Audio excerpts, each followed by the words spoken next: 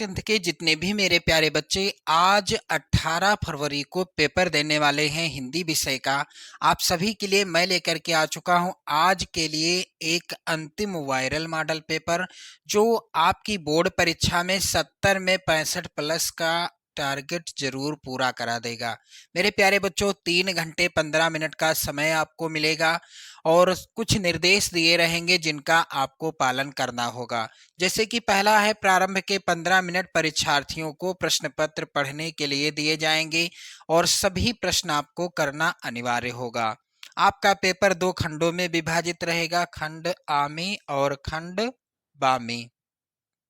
खंड आ में 1 अंक के बहुविकल्पीय प्रश्न आपको देखने को मिलेंगे और इन प्रश्नों का सही उत्तर आपको ओएमआर उत्तर पत्रक पर नीले अथवा काले बाल पॉइंट वाले कलम से सही विकल्प वाले गोले को पूर्ण रूप से काला करके चिन्हित करना होगा। मेरे प्यारे बच्चों, खंड आ के प्रत्येक प्रश्न का निर्देश पढ़कर केवल प्रदत्त ओएमआर उत्तर पत्रक पर ही उत्तर दीजिएगा। ओएमआर उत्तर पत्रक पर उत्तर देने के पश्चात उसको आप इस तरह से काटिएगा नहीं, ना ही इरेजर या व्हाइटनर आपको प्रयोग नहीं करना है। क्लियर? प्रश्न के अंक उसके सम्मुख अंकित हैं। खंडबा में 50 अंक के वर्णनात्मक प्रश्न देखने को मिलेंगे। खंडबा में सभी प्रश्नों का उत्तर एक साथ ही करिएगा। प्रथम प्रश्न से आरंभ कीजिएगा और अंतिम प्रश्न तक करते जाइएगा। जिस प्रश्न का उत्तर आपको नहीं पता है उस पर आप अपना कीमती समय बिल्कुल भी नष्ट नहीं करेंगे। तो चलिए मेरे प्यारे बच्चों, खंड आ के उन बहुविकल्पी प्रश्नों की ओर बढ़ते हैं जो बिल्कुल 100% आपके पेपर में छपेंगे। चलिए, पहला है, हिंदी साहित्य के श्रेष्ठ निबंधकार, आलोचक एवं इतिहासकार के रूप में जाने जाते हैं। तो इसमें से सही विकल्प हो जाएगा रामचंद्र शुक्ल जी। सी वाला विकल्प सही होगा। दूसरा प्रश्न है, सिंदूर की होली के नाटककार कौन हैं? तो यह रचना किसके द्वारा लिखी गई है? लक्ष्मी नारायण मिश्र जी के द्वारा लिखी गई है। तीसरा प्रश्न है, माटी हो गई सोना स्मरण संस्मरण के लेखक कौन हैं? तो यहाँ पर ध्यान दीजिएगा, कन्हैया लाल मिश्र प्रभाकर। बी वाला ऑप्शन सही होगा। चौथा प्रश्न है, किशोरी लाल गोस्वामी की रचना कौन सी है? तो किशोरी लाल गोस्वामी की रचना है इंदुमती, जो कि हिंदी की प्रथम कहानी भी है। गुनाहों का देवता रचना की विधा क्या है? तो ये उपन्यास विधा पर आधारित रचना है। मेरे प्यारे बच्चों, ये किसके द्वारा लिखी गई रचना है? तो धर्मवीर भारती जी के द्वारा ये रचना लिखी गई है। अगला प्रश्न है, छायावाद की मुख्य प्रवृत्ति या विशेषता क्या है? तो मेरे प्यारे बच्चों, छायावाद की मुख्य प्रवृत्ति या विशेषता है यहाँ पर श्रृंगार और प्रेम वेदना। बी वाला ऑप्शन सही होगा। प्रश्न संख्या 7 है, वैदेही वनवास के रचयिता कौन है? तो वैदेही वनवास यहाँ पर डी वाला ऑप्शन सही होगा। अयोध्या सिंह उपाध्याय हरियोध जी की रचना है। चलिए, प्रश्न संख्या 8 है, भारतेंद्र युग की समयावधि या समय सीमा क्या है? तो मेरे प्यारे बच्चों, यहाँ पर राइट आंसर हो जाएगा सन 1868 ईस्वी से 1900 ईस्वी तक का जो समय था ये भारतेंद्र युग की समय सीमा के अंतर्गत आता है। चलिए, अगला प्रश्न है, जौहर काव्य के रचनाकार कौन हैं? तो जौहर काव्य के रचनाकार हैं, यहाँ पर राइट आंसर हो जाएगा श्याम नारायण पांडे जी। प्रयोगवादी काव्य की विशेषता क्या है? तो यहाँ पर राइट आंसर क्या हो जाएगा मेरे प्यारे बच्चों? रूढ़ियों के प्रति विद्रोह। अगला प्रश्न है मेरे प्यारे बच्चों, हास्य रस का स्थायी भाव क्या है? तो आप सभी जानते हैं, शोक है किस रस का स्थायी भाव? करुण रस का स्थायी भाव। भय है भयानक रस का स्थायी भाव। हास है हास्य रस का स्थायी भाव। और वीर रस का स्थायी भाव क्या है? उत्साह है। तो यहाँ पर बी वाला ऑप्शन सही होगा। अगला प्रश्न है, जहां उपमेय में उपमान की समानता प्रकट की जाए वहां पर कौन सा अलंकार होता है? तो वहां पर होता है उत्प्रेक्षा अलंकार। आप लोग ध्यान दीजिएगा। रोला के प्रत्येक चरण में कितनी मात्राएं होती हैं? तो रोला के प्रत्येक चरण में 24 मात्राएं होती हैं। अधिग्रहण शब्द में प्रयुक्त उपसर्ग कौन सा है? तो मेरे प्यारे बच्चों, अधिग्रहण शब्द में उपसर्ग कौन सा है? यहाँ पर अधि उपसर्ग है। सी ऑप्शन सही होगा। चलिए, अगला प्रश्न है, नीलांबर में कौन सा समास है मेरे प्यारे बच्चों? तो यहाँ पर ध्यान दें आप लोग, नीलांबर में कर्मधारय समास है।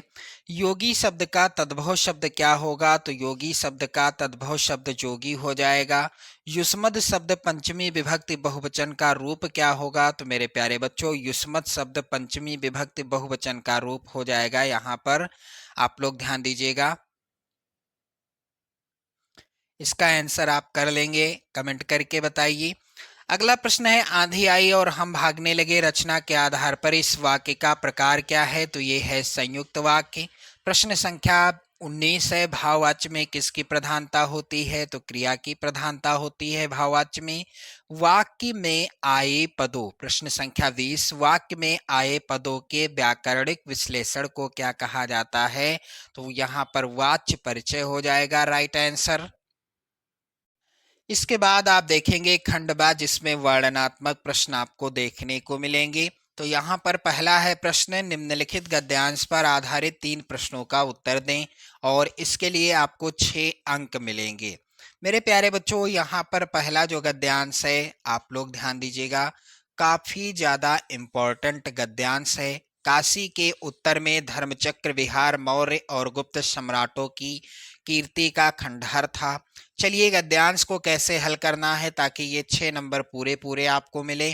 पहला प्रश्न आप पढ़ेंगे, उपर्युक्त गद्यांश का संदर्भ लिखिए। कैसे लिखना है? जो भी आप गद्यांश हल करोगे, सबसे पहले प्रश्नोत्तर संख्या आपको डाल देना है, फिर गद्यांश के शुरुआत के और लास्ट के शब्द लिख देना है, फिर संदर्भ हेडिंग डालकर संदर्भ आपको लिखना है, जैसा कि यहाँ पर लिखा है। प्रस्तुत गद्यावतरण हमारी पाठ्य पुस्तक हिंदी के गद्य खंड में संकलित ममता शीर्षक पाठ से लिया गया है, और इसके लेखक जयशंकर प्रसाद जी हैं। क्लियर? अब देखो दूसरा प्रश्न है, गद्यांश के रेखांकित अंश की व्याख्या करिए। तो रेखांकित अंश जो है गद्यांश का, ये इसकी व्याख्या आप लोग यहाँ पर ध्यान दें, इस तरह से हेडिंग डाल देना है आपको, रेखांकित अंश की व्याख्या। इन बौद्ध विहारों की टूटी फूटी चोटियां व कंगूरे, उनके चारों ओर खिंची हुई वह दीवारें जो पत्तों और झाड़ियों आदि से ढकी हुई थी। धर्मचक्र विहार के इन खंडहरों को देखकर ऐसा प्रतीत हो रहा था मानो ईंटों के ढेर में बिखरी हुई भारतीय शिल्पकला की आत्मा ग्रीष्म ऋतु की चांदनी से अपने आप को शीतलता प्रदान कर रही हो। क्लियर? अब दूसरा प्रश्न यानी आखिरी प्रश्न है गद्यांश का, धर्मचक्र कहाँ स्थित था? तो धर्मचक्र जो है सारनाथ में स्थित था। ये हो गया इसका उत्तर। अथवा वाला गद्यांश आपको नहीं करना है। चलिए दूसरा प्रश्न है, निम्नलिखित में से किसी एक पद्यांश पर आधारित सभी प्रश्नों का उत्तर आपको करना है। ये भी 6 नंबर का प्रश्न आया है, और यहाँ पर जो पद्यांश है बहुत ही ज्यादा इंपॉर्टेंट है। रानी मैं जानी अजानी महापविपाहन हूँ ते कठोर हियो है, राजहु काजुआ काजु न जान्यो कहो तिय को जेहि कान कियो है। मेरे प्यारे बच्चों, इसको कैसे हल करेंगे? तो प्रश्नोत्तर संख्या 2 और सबसे पहले पद्यांश के शुरुआत के शब्द रानी मैं जानी अजानी महा और लास्ट के शब्द लिखा जाएगा। पहला प्रश्न है, इस पद्यांश का उपर्युक्त पद्यांश का संदर्भ लिखिए। कैसे लिखना है आप सभी को ध्यान दें आप लोग। प्रस्तुत पद्यांश तुलसीदास द्वारा रचित हमारी पाठ्य पुस्तक हिंदी के काव्य खंड में संकलित वन पथ पर शीर्षक कविता से अवतरित है। प्रसंग भी आपको लिखना है। प्रस्तुत पद में वन जाते हुए राम लक्ष्मण तथा सीता के सौंदर्य का वर्णन किया गया है। क्लियर? अब देखो यहाँ पर पूरे पद्यांश की मैं आपको व्याख्या बता दूं। हालांकि प्रश्न है रेखांकित अंश की व्याख्या बताइए, लेकिन पूरे पद्यांश की व्याख्या आप लोग यहाँ पर देख लीजिए।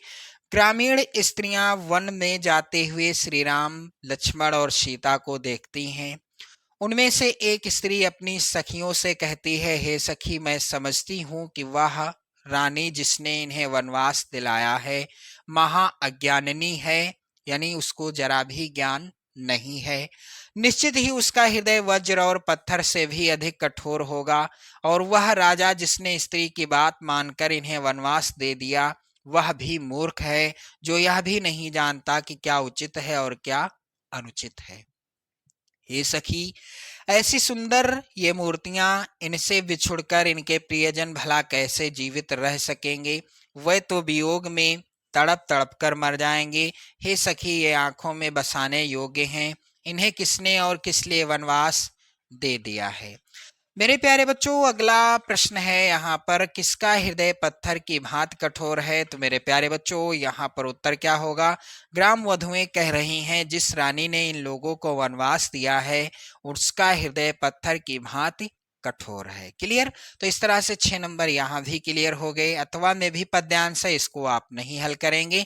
चलिए आगे बढ़ते हैं और अगला प्रश्न यहाँ पर है, निम्नलिखित में से किसी एक संस्कृत गद्यांश का संदर्भ सहित हिंदी में अनुवाद आपको करना है। 5 नंबर का प्रश्न ये भी आएगा। तो मेरे प्यारे बच्चों, यहाँ पर ध्यान दें आप सभी लोग, प्रश्नोत्तर संख्या 3 का जो पहला है गद्यांश, ये बहुत ही ज्यादा इंपॉर्टेंट है और दूसरा भी सबसे ज्यादा इंपॉर्टेंट है। तो चलिए ध्यान दें पहले को कैसे हल करेंगे, क्योंकि एक ही हल करना है।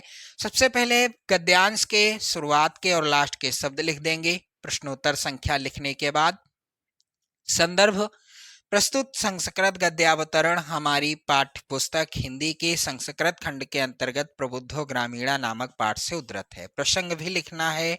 प्रस्तुत गद्यांश में नागरिक की हार का वर्णन है। चलिए हिंदी अनुवाद भी आप लोग ध्यान दें।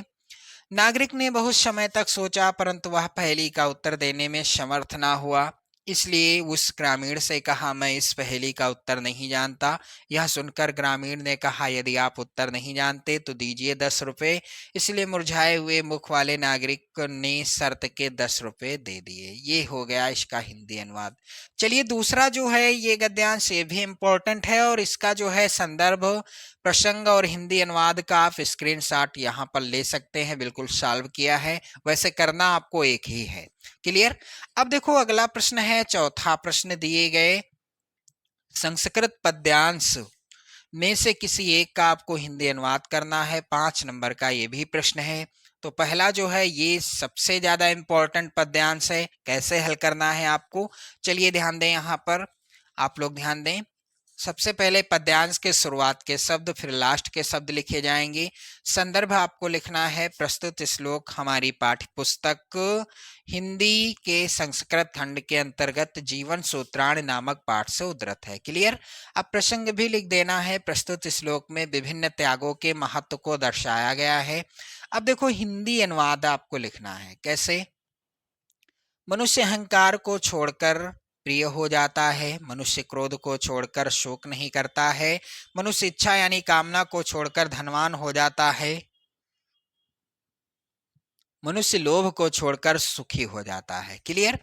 अब देखो यहाँ पर अथवा में भी पद्यांश है, वैसे अथवा वाला करना नहीं है आपको, लेकिन अथवा वाले को मैंने यहाँ पर सॉल्व किया है, आप स्क्रीनशॉट ले सकते हैं क्योंकि ये भी इंपॉर्टेंट है। देख लीजिए यहाँ पर।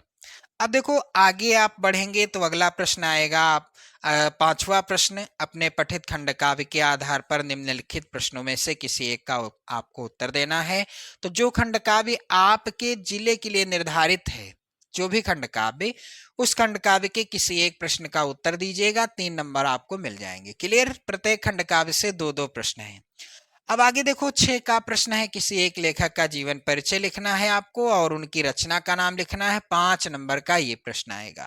तो यहाँ पर देख लो सभी लोग, यहाँ पर जयशंकर प्रसाद, आचार्य रामचंद्र शुक्ल और जयप्रकाश भारती। तो मैं आपको यहाँ पर किसका जीवन परिचय बताने वाला हूँ, आप लोग ध्यान दें। मैं आपको बताऊंगा जयशंकर प्रसाद जी का जीवन परिचय। चलिए ध्यान दें, प्रश्नोत्तर संख्या 6 का जयशंकर प्रसाद जी का संक्षिप्त परिचय क्या रहेगा। जन्म हुआ 30 जनवरी 1889 ईस्वी में, जन्म स्थान काशी था, पिता का नाम श्रीदेवी प्रसाद था, शिक्षा 8वीं तक प्राप्त की। इनकी रचनाएं कामायनी, लहर, आंसू, चंद्रगुप्त, अजात शत्रु, कंकाल, तितली, इरावती, अपूर्ण आदि हैं। मृत्यु हो गई 15 नवंबर 1937 को। इनका जो है जीवन परिचय कैसे लिखना है, आप लोग बिल्कुल आसान शब्दों में समझेंगे। जयशंकर प्रसाद का जन्म काशी के एक प्रतिष्ठित वैश्य परिवार में 30 नवंबर सन 1889 ईस्वी में हुआ था। इनके पिता श्रीदेवी प्रसाद साहू सुंघनी साहू के नाम से प्रख्यात थे। उनकी दानशीलता और उदारता के कारण उनके यहाँ विद्वानों और कलाकारों का बराबर समादर हुआ करता था। इनकी शिक्षा का प्रारंभ घर पर ही हुआ। संस्कृत, फारसी, उर्दू और हिंदी की शिक्षा इन्होंने घर पर ही स्वाध्याय से प्राप्त की। कुछ समय के लिए स्थानीय क्वींस कॉलेज में नाम लिखवाया गया, किंतु वहां 8वीं कक्षा से ऊपर नहीं पढ़ सके। 12 वर्ष की अल्पायु में उनके पिता का देहांत हो गया। इनका अधिकांश जीवन काशी में बीता। जीवन में 3-4 यात्राएं करने का अवसर मिला, जिसकी छाया इनकी कुछ रचनाओं में प्रतिभासित होती है। यक्ष्मा अर्थात टीबी के कारण प्रसाद जी का देहांत 15 नवंबर 1937 को हो गया। अब इनकी एकमात्र रचना का नाम लिख दीजिएगा, कामायनी। पूरे पूरे 5 नंबर आपको मिल जाएंगे। अगला है छेखा, किसी एक कवि का जीवन परिचय लिखना है और उनकी प्रमुख रचना का नाम लिखना है। 5 नंबर का ये भी है। तो यहाँ पर जो भी जीवन परिचय हैं, तुलसीदास, बिहारीलाल, महादेवी वर्मा, मैं आपको महादेवी वर्मा जी का बिल्कुल आसान सा जीवन परिचय बताऊंगा। चलिए ध्यान दें आप लोग, यहाँ पर प्रश्नोत्तर संख्या 6 का तीसरे नंबर पर है महादेवी वर्मा जी का जीवन परिचय। संक्षिप्त परिचय भी आप लिख दीजिएगा। जन्म हुआ सन 1907 में। जन्म स्थान फर्रुखाबाद, उत्तर प्रदेश। पिता का नाम श्री गोविंद प्रसाद वर्मा, माता का नाम हेमरानी। शिक्षा एमए तक प्राप्त की। कृतियां इनकी निहार रस्म, नीरजा यामाद हैं। मृत्यु सन 1987 में हो गई। जीवन परिचय ध्यान दें आप लोग। आधुनिक युग की मीरा, वेदना की साकार, साकार होगा यहाँ पर, सरकार नहीं होगा, मूर्ति सुश्री महादेवी वर्मा का जन्म 1907 ईस्वी में फर्रुखाबाद नगर में होली के दिन हुआ था। इनके पिता श्री गोविंद प्रसाद वर्मा एक अच्छे विद्वान थे। इनकी माता हेमरानी भी अच्छी विदुषी थी। केवल 9 वर्ष की अवस्था में ही इनका विवाह रूप नारायण सिंह के साथ हो गया। विवाह के बाद एमए तक शिक्षा प्राप्त की। संगीत और चित्रकला में इनकी विशेष रुचि थी। आप प्रयाग महिला विद्यापीठ में प्राचार्य रहीं। उत्तर प्रदेश सरकार ने इन्हें विधान परिषद की सदस्य नियुक्त कर सम्मानित किया। भारत के राष्ट्रपति ने इन्हें पद्म श्री की उपाधि से सुशोभित किया। हिंदी साहित्य सम्मेलन ने इन्हें नीरजा पर 500 रुपये का सक्सरिया पुरस्कार तथा यामा पर 1200 का मंगला प्रसाद पारितोषिक देकर सम्मानित किया। पति द्वारा परित्यक्ता होने के कारण इनका जीवन वेदनामय रहा। इन्होंने चांद नामक पत्रिका का संपादन भी किया। इन्हें ज्ञानपीठ पुरस्कार से भी सम्मानित किया गया। 11 सितंबर 1987 को महादेवी जी का स्वर्गवास हो गया और इनकी एकमात्र रचना दीप शिखा। इस तरह से 5 नंबर आपके क्लियर।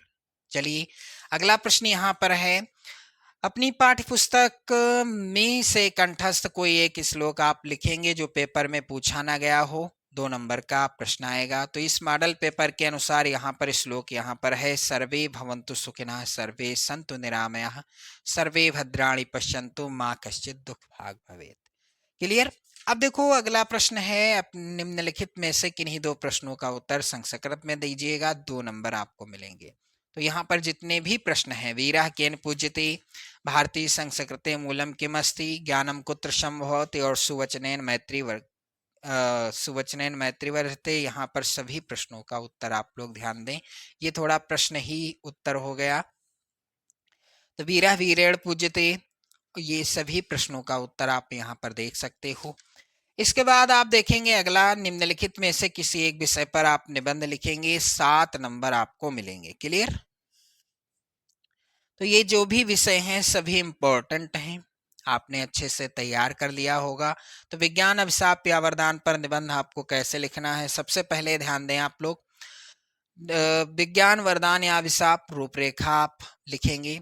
प्रस्तावना विज्ञान वरदान के रूप में, विज्ञान अभिशाप के रूप में, उपसंहार आप प्रस्तावना हेडिंग आपको डाल देना है।